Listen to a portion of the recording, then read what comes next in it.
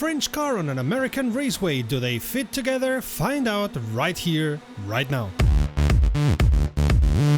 Greetings petrolheads and welcome to romrom.net, the channel sharing the joy of sim racing and to It's a Mod world where we test different mods for different sims to see if they add to our enjoyment.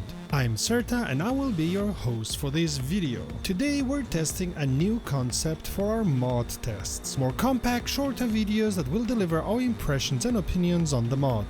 Please let us know in the comments what you think of it or if you prefer the longer, more in-depth videos. Your answers are very important for us as they will show us which direction we should take in the future.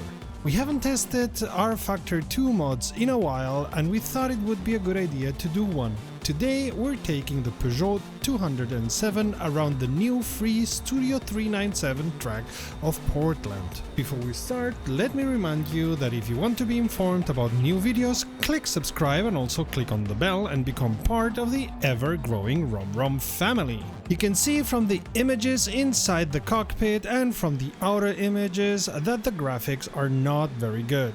This is a port from rFactor after all, and somehow the port of the graphics wasn't as good as we're accustomed in rFactor 2. What was well ported and well programmed is the force feedback. This car talked to me all the time, letting me feel how gear changes, braking and accelerating were influencing the behavior of the car. I noticed on the force feedback every time I was locking the wheels and noticed how I was starting to lose traction. The force feedback allowed me to go on the limit quite well. Because of that and of the geometry of the car, the driving feeling is good to very good, although not excellent. Driving and racing this car is as fun as you can think. It behaves like a typical small car, nimble and with a bite, great for beginners as these small cars often are. The sound is also quite good within the limits of rFactor 2, including things like the turbo and clutch and gear change sounds.